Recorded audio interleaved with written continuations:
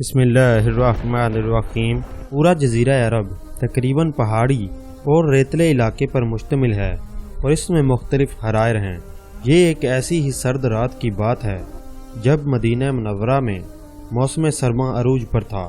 انسان تو انسان، جانور اور چرند پرند بھی اپنے اپنے گھروں میں سردی سے بچنے کے لیے چھپے ہوئے تھے۔ سخت سردی کے ساتھ ساتھ رات کی تاریکی نے ماحول کو مزید ڈراونا اور خطرناک بنا دیا تھا۔ ہر طرف سناٹا چھایا ہوا تھا اور ایسے وقت میں باہر نکلنے کا کوئی سوچ بھی نہیں سکتا تھا۔ لیکن تعجب کی بات ہے کہ ایسے سخت موسم میں مدینہ منورہ میں رہنے والے دو افراد علاقائی دورہ کرنے نکل کھڑے ہوئے۔ دونوں کو ایک نظر دیکھنے سے یہی اندازہ ہوتا تھا کہ ان میں سے ایک شاید آقا ہے اور دوسرا اس کا خادم۔ البتہ دونوں کے ظاہری حلیے اور لباس میں کوئی ایسا خاص فرق نہ تھا جو اس چیز کو واضح کرتا کہ ان میں سے آقا کون ہے اور خادم کون۔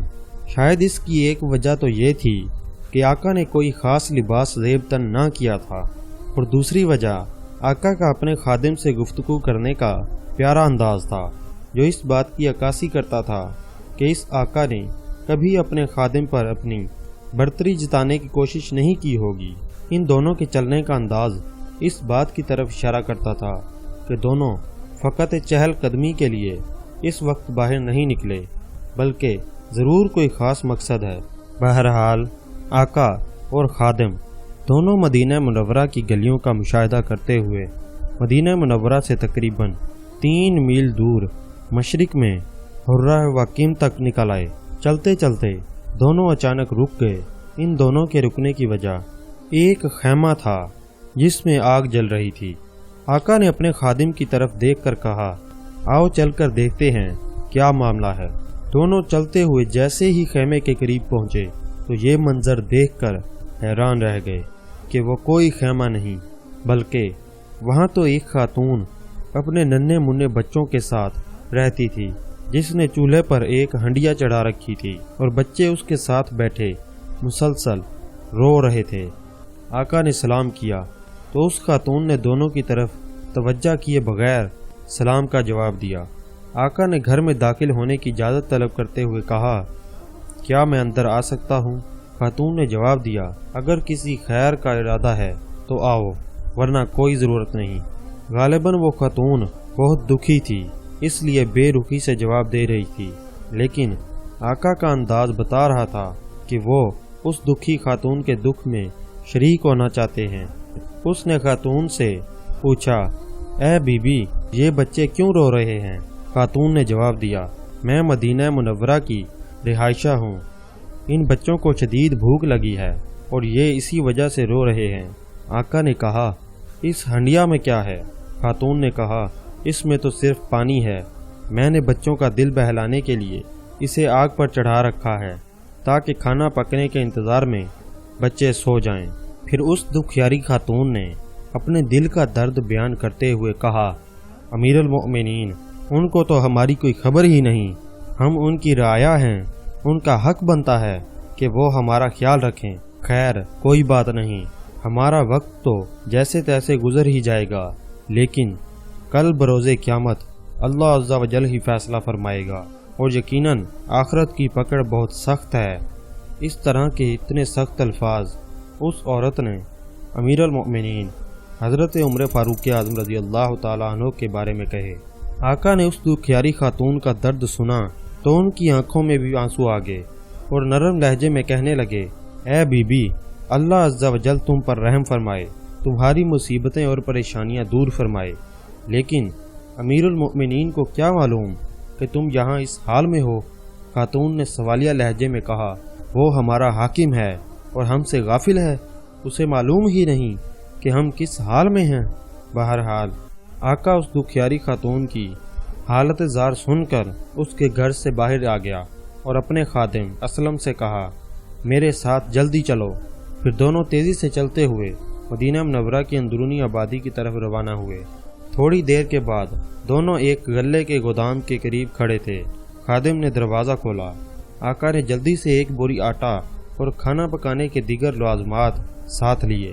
امیر المؤمنین حضرت عمر فاروق اعظم رضی اللہ تعالیٰ عنہ، انہوں نے اپنے خادم سے کہا انہیں میری پیٹھ پر لاد دو۔ خادم نے بڑی عاجزی سے عرض کیا حضور آپ مجھے حکم فرمائیں، میں اسے اپنی پیٹھ پر لاد کر خاتون تک پہنچا دوں گا۔ آقا نے خادم کی طرف دیکھا اور ایک درد سے کھینچ کر کہا آئے آج اس دنیا میں تو میرے حصے کا بوجھ اپنی پیٹھ پر لاد لے گا، میری تکلیف کو برداشت کر لے گا، لیکن آخرت میں بھی میرا بوجھ اٹھا لے گا۔ خادم اپنے آقا کا فکر آخرت سے بھرپور جواب سن کر خاموش ہو گیا اور سارا سامان آقا کی پیٹھ پر لاد دیا۔ دونوں ایک بار پھر مدینہ منورہ سے باہر اس دکھیاری خاتون کے گھر کی طرف رواں دواں ہوئے۔ تھوڑی دیر کے بعد دونوں گھر تک پہنچ گئے۔ خاتون نے ان دونوں کو سامان کے ساتھ دیکھ کر حیران رہ گئی۔ آقا نے وہ سارا سامان اتارا اور آٹے کی بوری کھول کر اس خاتون سے کہا اس میں سے آٹا نکالو اور اس پر نمک ڈالو تاکہ میں حریرہ یعنی آٹے سے بنایا جانے والا کھانا بناؤں۔ پھر آقا ہنڈیا کے نیچے آگ پھونکنے لگا، یہاں تک کہ دھواں امیر المؤمنین کی داڑھی کے درمیان سے نکلنے لگا۔ آقا ساتھ ساتھ آگ بھی جلا رہا تھا اور کھانا بھی پکا رہا تھا۔ بالآخر کھانا پک کر تیار ہو گیا۔ آقا نے ہنڈیا کو چولہے سے نیچے اتارا اور خاتون سے کہا کوئی بڑا اور کھلا برتن لاؤ۔ وہ خاتون ایک بڑا سا پیالہ لے آئی۔ آقا نے اس میں کھانا ڈالا اور اپنے ہاتھوں سے اسے ٹھنڈا کرنے لگا۔ جب کھانا ٹھنڈا ہو گیا تو اس نے بچوں کو اپنے قریب کر کے اپنے ہاتھوں سے کھانا کھلانا شروع کر دیا، یہاں تک کہ سب بچوں نے پیٹ بھر کر کھا لیا اور خوش ہو گئے۔ پھر اس نے بچوں کی دل جوئی کے لیے ان کے ساتھ کھیلنا شروع کر دیا۔ بچوں کی خوشی میں مزید اضافہ ہو گیا اور وہ کھیلتے کھیلتے سو گئے۔ وہ خاتون اس کی طرف متوجہ ہوئی اور کہنے لگی تم اتنے شفیق اور رحم دل ہو، اس مصیبت کی گھڑی میں تم نے ہماری مدد کی، میرے روتے ہوئے بچوں کے چہروں پر مسکراہٹ کے موتی بکھیرے، میں کس منہ سے تمہارا شکریہ ادا کروں؟ اللہ عز و جل ہی تمہیں اس کی بہتر جزا عطا فرمائے گا۔ حقیقت تو یہ ہے کہ تم ہی امیر المؤمنین بننے کے حقدار ہو۔